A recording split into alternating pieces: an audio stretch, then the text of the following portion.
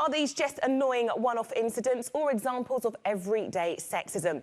In London, where you might expect the whole sexism debate to be a thing of the past, there are some who argue it's everywhere and women have to take on a zero-tolerance approach before true equal rights will ever be established. Alison Earle went out to ask men and women in London about their experiences of subtle sexism. I haven't experienced much sexism recently in the UK. Everything seems quite fair for me. I've experienced it in other countries, but I think fortunately here in the UK it's dying out, which is a good thing. I've had some comments thrown at me, yeah. I've had, like, you should be in the kitchen doing this, but, you know, that's expected at work, but... You know, it's always nice for somebody to say that, you know, that a man bum looks nice or whatever it is, right? That's what we get in the office, but at the same time, it's, you know, you do get sexism that's kind of bad, so you get, you know, men that are not physically very strong, they can't pick stuff up. Women, they make snide remarks sometimes, stuff like that. I mean, if that was on the other foot, the woman wouldn't really like that sort of thing. I try not to overthink it too much. If someone calls me love, then I don't particularly mind. I don't think they're trying to be sexist. It's like one of those things when men offer you seats on the tube, even though you might not be pregnant or carrying things, and it's just a nice gesture to do to, like, another human being. Right, now here to talk about sexism in the capital are Daisy Buchanan. She's a columnist for The Guardian. Mike Buchanan, no relation, founder of Justice for Men and Boys and the Alternative Sexism Project. And Dina Rickman, who's one of the London Live 3 who comments on issues affecting young Londoners. Now, Daisy, what do you think the issues are in terms of just the daily, everyday experiences of sexism? You know, one of those people in the Voxes said someone calls her love, she doesn't mind that. I think the trouble with this is that it's quite easy to get to a point where you never experience it and you do think, no, there are no problems, it's fine now, we're evolved beyond this. And then it does suddenly and dramatically hit you, and it can be one horrible incident or a few little instances. Something that I think is really interesting is in her book, How to Be a Woman, Caitlin Moran talks about the idea of bringing a broken windows policy to feminism, and that you have to kind of fight the small stuff. You can't just wait for it to amass and amass and amass before it becomes a bigger problem. But yeah, I've had, you know, if a man in a shop or anyone in a shop calls me love, women call me love, I don't think that is part of the problem. I call men being called love too, but... OK, so you're saying the bigger issues. Have you experienced the big issue of sexism where you think that you were treated badly just because you were a woman? I've frequently had sexual abuse shouted at me from cars. I've often been afraid to get the tube home at night. Every single one of my friends has experienced a mugging or a fear after the awful, awful incidents of the weekend. Sexual abuse shouted at you?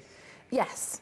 So, I mean, not anything I can say at lunchtime on the television, but yes, very kind of obscene suggestions. The last time was about a week ago, and it was broad daylight. I was walking through Canary Wharf, busy road. Some men beckoned me over to their car, and I assumed that they wanted directions, so in good faith I went over to help, but they were propositioning me, and obviously I was not going to get into their car with them, but I felt that it was just tragic that, you know, I can't be a woman in their 20s walking around in daylight in London and not feel scared and not feel threatened. Mike, is this a fair point Daisy is making? This is something that women today in London shouldn't have to put up with? Of course they shouldn't, but the sexism faced by men is far graver. We have in our consultation document 20 areas where the state assaults men and boys through the state's actions and inactions. And I challenge any one of the three of you to tell me one area where, in Britain today, the state disadvantages women and girls. One. Is this an issue? Do the state disadvantage women and girls? Sorry, can I just give one example of that? Domestic violence... Well, let's let Dina answer the question, then you can make your point. I mean, well, I think that there's a gender pay gap, and the people who are losing out in the gender pay gap aren't men, they're women. Women are paid less than men.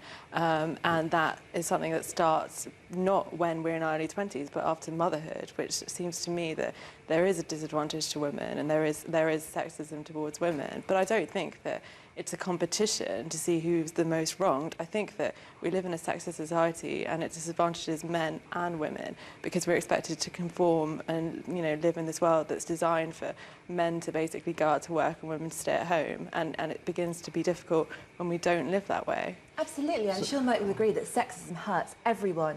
The reason I think we're all here is because we all want to live in a city and a world where men and women have equal opportunities and equal benefits. And I don't think there's anyone who would argue for sexism that harms men ever. I've written about the way certain products are marketed towards men and how that is damaging. You know, I don't deny that doesn't exist, but I do think that, you know, as you know, we've sort of discussed, women on average earn £300,000 in their lifetime less than men do. Because they go into different lines of work.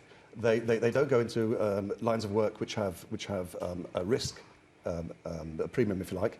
What do you mean? What lines of work is this where women don't have as much risk as men? Well, I mean, 126 people died last year in work-related incidents. 2 of them are women.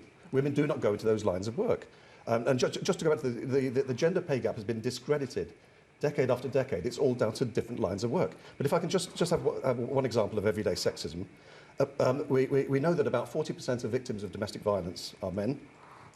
Yet for every place in a refuge in Britain available for an abused man, there are 180 available for women. Okay. But I would say to you that domestic violence does affect men, and it's a really serious problem, and I would never want to minimise the pain that men are in. But men are not the people who tend to die. So what I would say is that there aren't enough places in refuges for women, there aren't enough places in refuges for men. There's problems with benefits for men and women who have been victims of domestic violence. But, you know, let the places and refuges go to people who are most likely to be killed. And in that case, it is the women who are mostly killed. That's absurd. That is absolute lack of sympathy for men. That's not true. More chance of women being killed under domestic violence. That's just a simple statistical truth. That's so a you're very saying small that number. It's That's not a very sexist small number. then, is it? 800,000 men a year face domestic violence. Yeah, and 2 women die a week. And there are 15 places for men in refuges in the UK. And that's awful, and there's a real problem with funding for refuges. I said earlier on, there are 20 areas in which the state disadvantages men and boys, and the 3 of you haven't come up with one area where it disadvantages women and girls. Seriously, I invite you to come up with one. Well, I think we talked about the gender pay gap. The gender pay gap has been discredited for decades. But I don't think that it has. I think if you talk about the gender pay gap, I think what you mentioned is very it has. serious. Obviously, nobody wants there to be any deaths in the workplace, but I do think that's a separate issue about safety in the workplace. I also think that you have to look at what happens in schools, the way that women are taught to, or encouraged to go into certain professions, to take up certain subjects. I don't know the figures off the top of my head, I'm afraid. You do find a lot more young women tend to study the arts and humanities as opposed to scientists. I think we'd love to see a lot more women educated. And I don't think you can say it's choice. Daisy, it's got so ridiculous today that female postgraduate engineering students at Brunel earn £15,000 a year additional grant purely because they're women. They don't want to go into that line of work. That's largely because there's not enough women going into the industry. So why is no one complaining about this 70% of medical students who are women? That isn't a problem, apparently. So where do you get all your figures from? Well, official statistics. They're all available. Because they're all on our quite website. interested to find out exactly where you get the figures in terms of men are. There is no gender pay gap. It has been. Really, I can't believe anyone would come up with that. It has been discredited for 20 years. Women go into different lines of work. There are lines of work they want to go into. So supply exceeds demand, and that it's just, I'm sorry. The reason I'm laughing is because everything that you're saying is laughable. Like, there is a gender pay gap. You might not want it to exist because you clearly don't like women very much. It exists, but it does. It does exist. Mike, is this a fair point Dina's making? You don't like women very much? Absolute nonsense. Because to be fair to Daisy and Dina, they have said that look, there are issues which affect men just as much as women, which has been discredited. It's perfectly well known that there is a gender pay gap, but it's down to women's choices. Women will not go into things like engineering, Okay, but I think that I don't know if you know any women, or I mean, what a silly statement. Okay. When women are young, it's a lot of the things that people who are sort of anti-sexism campaigners or people who campaign for women to get more involved with science and technology and engineering and maths say is that they're not incentivised and they're not told when they're young, when they're in school, that they can do these jobs, and that's why there's a lot of work to say. Why do they always have to be incentivised? Why do women need role models? I mean, for God's sake, are they adults or are they sheep? Mike, who are your role models? Margaret Thatcher. A woman? Yes. So what's your view of Margaret Thatcher? I think she was the most astonishing political, Prime Minister of this, peacetime Prime Minister for 100 years. a most remarkable woman who got to the top on working on working very hard and not expecting special treatment. And she put quite a lot of measures in place that really work to keep women out of the workplace, especially single mothers. Does that fit with your credo? Absolute nonsense. Absolute nonsense. What about everyday sexism in terms of everyday in your life, in your working situation? And Dina, what have you experienced there? I was talking to someone the other day, and I said that I was just talking about the art of getting in a taxi, and I said, obviously, when you get in a taxi, the first thing that the taxi driver says to you is, "Oh, do you have a boyfriend?" And they were like, "Really?" And it was like, yeah. I mean, obviously, you don't realise it, but it doesn't happen to men, and you don't have to say to a taxi driver or to a man on the street, who will come. I mean, men approach me on the street a bit.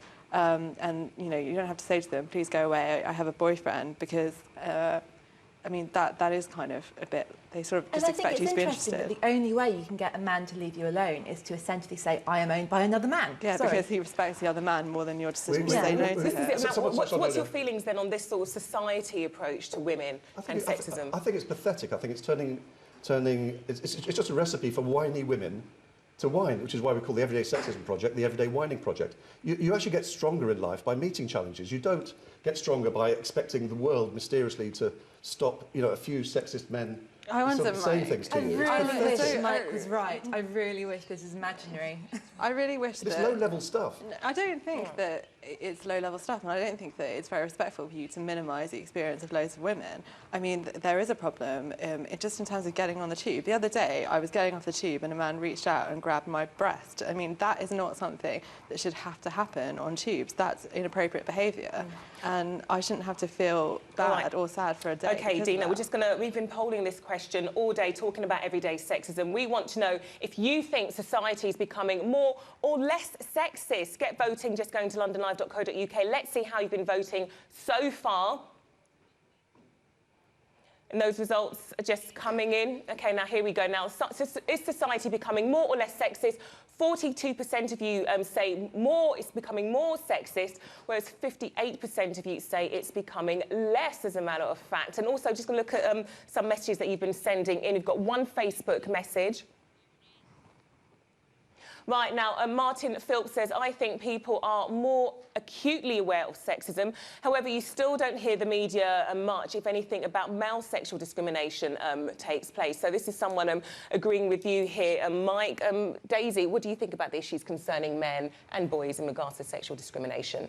Well, as I've mentioned, I've written extensively about it before, especially about mental health. I think something that is very interesting and worth considering is that sort of year on year, sort of tragic things like sort of suicide figures amongst men are up, and there is a perception that it's because men are increasingly isolated and alienated, and they don't have anyone to kind of discuss their struggles with. I think it's interesting that Mike's more or less saying, "Man up," that everyone should just get on with it, because I think if there is a problem with sexism out there, and men feel overwhelmed. If I was a guy right now and I was confronted with so many examples of men being terrible and men's sexist behaviour, I feel really frightened and isolated. And I think it's great to discuss this. I think that the more we can talk about it, the more we can, address sort of those mental health issues across the board. I mean, this is quite an interesting point in regards to the issues and the mental health issues men have to deal with. Is that something created by men? It's not something you could say would be created by women. No, I mean, in terms of why they can't talk, why they can't talk about their emotions, express themselves. Again, when people talk about male suicides, and it's because they can't talk about their emotions, I think that's kicking a dead man, quite frankly. Some months ago, I did a piece on homelessness, which is overwhelmingly a male problem. A social worker wrote in to say, she emailed me to say that she works that she works with the homeless, and if a homeless woman comes to her on a Friday, she has to give her clothes, money, food, and accommodation. If a man comes in on a Friday, he's sent back out on the street with nothing. I mean, are we really surprised that today, for every woman who commits suicide, 3.5 men will? Mike, we really need to talk about where you get these figures from. Okay, they're all official. They're all government figures. It is true that more young men commit suicide than women, and it's also a real issue that men are more likely to have more progressed cancers because they won't go to the doctor and they won't present their symptoms. I mean, those are really big problems. And I think that, in a way, men are the victims of our society, where we expect men to be silent and to man up and to not say what's wrong with them and to not talk about their emotions, and for women to be more expressive. You didn't frankly have the balls to put country before party.